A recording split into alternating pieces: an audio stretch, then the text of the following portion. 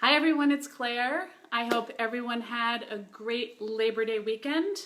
Thanks for joining me. Labor Day is a great time to set goals or get back to doing things that we were trying to work on but maybe got distracted over the summer. I know over the summer a lot of people's schedules get all messed up. The kids are out of school, we are taking time off, and we're just not getting things done. But now, it's kind of like New Year's. We're starting all over, starting fresh, getting back on track, regaining control of what we're doing. So it's a good time to talk about motivation. Motivation and getting ourselves motivated and staying motivated is often the hardest part of actually making a big change or achieving our goals. So I'm going to talk to you about 5 tips to help you achieve your goals or make a change. But first I want to talk about actually getting motivated.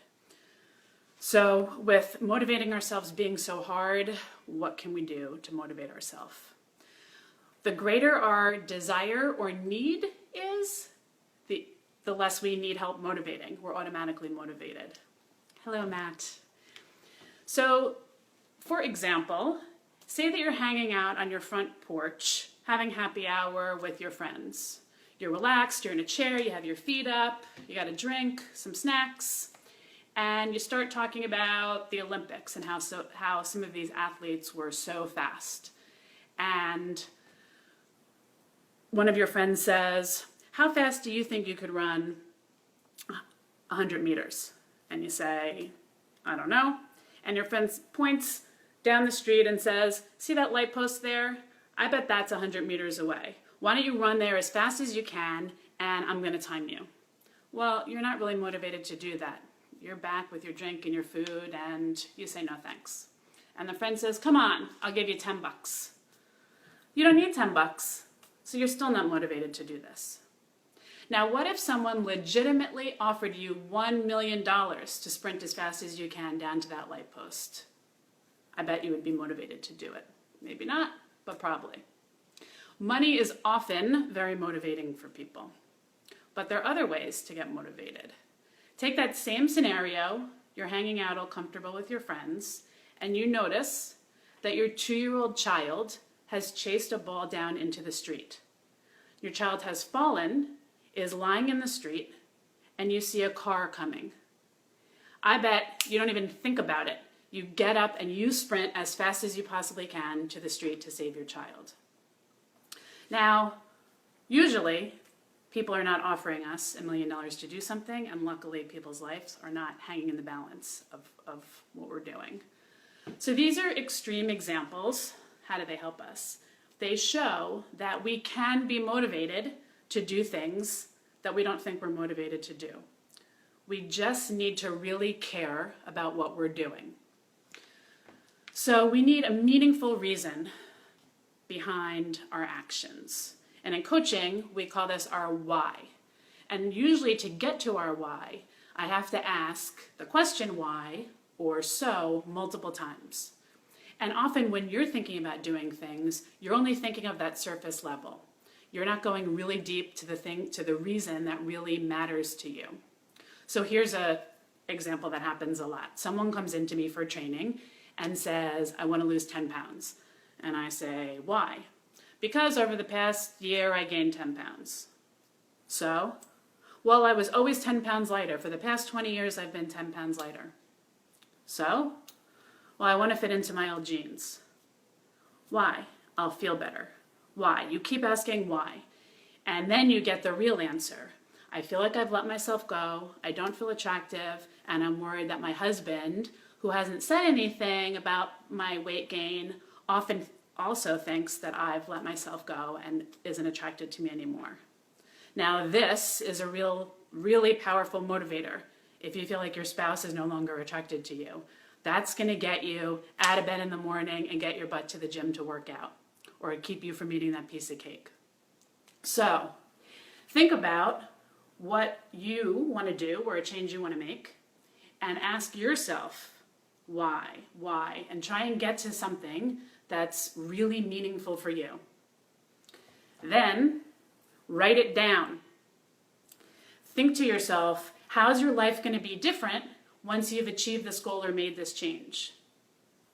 Now think about, how is it going to be in 1 year? How will your life be different? Will it have changed your life? What about 5 years? What about 10 years? Will your life be different then? What if, in those same time periods, you have not made the change or achieved your goals? How will your life be in a year? Will you look back with regret? Will your health be worse?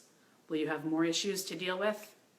Write all of this stuff down and look at it every day.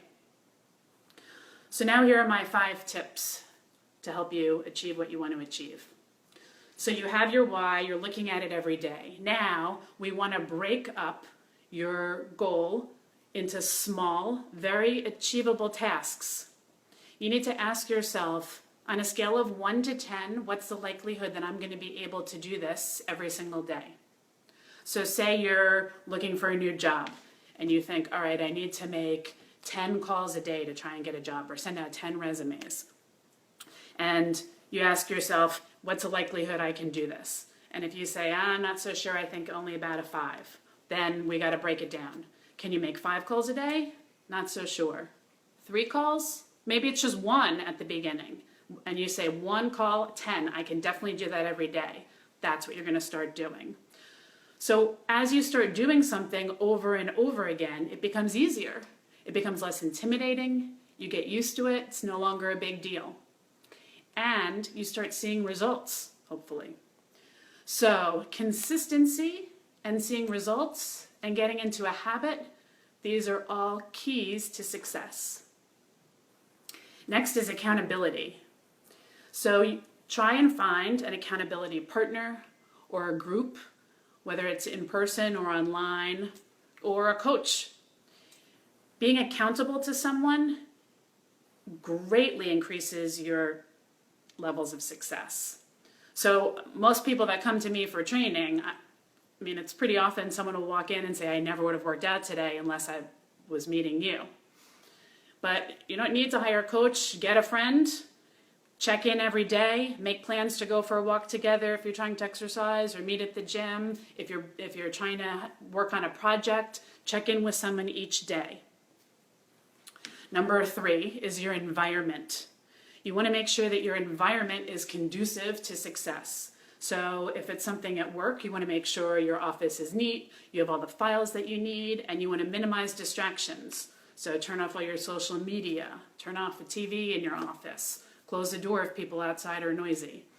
If you are trying to have a better diet, throw out all the junk food at home. Don't even have stuff around that's going to tempt you.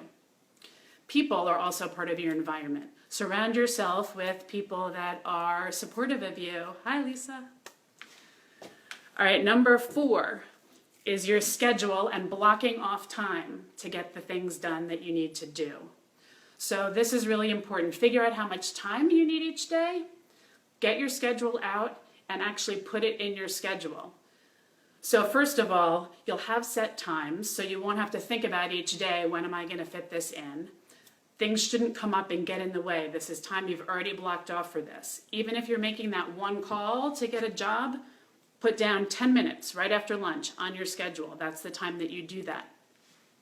If you have something that's going to take more time, then you can figure out as you plan out your week if you have to move other things around or you won't be able to get to certain things that you normally do. All right, number 4.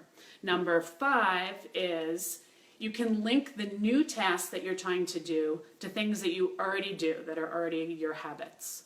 So if going to the gym is something you're trying to do, you drop the kids off every day. So you say, all right, I'm going to just wear my stuff to drop the kids off, wear my gym clothes, and go straight from drop off to the gym. You're going to make that call to try and get a job. You're going to say, okay, every day after breakfast, I'm going to start sending out my resume or making my call. So those are the 5 things. So you're going to start out with your why, really take some time to think about that, because that's the most important thing, is having the really important meaning behind what you're doing. Then you're going to set small achievable tasks and be consistent. You're going to find an accountability partner or group or coach. You're going to have an environment that's conducive to success. You're going to block off time on your schedule. You're going to link new tasks to old ones you're already doing. And then, two other things. One, acknowledge your success. Acknowledge what you're doing. Be proud of yourself. Look back over the week. I made one call to get a job each day.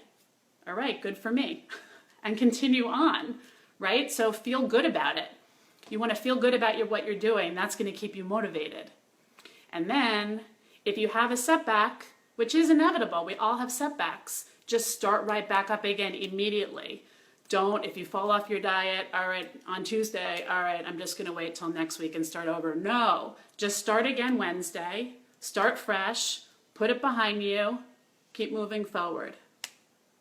I hope these things have helped you. Comment below if you have any questions or if you want me to talk further about something. I look forward to connecting with you all in the future. Thank you.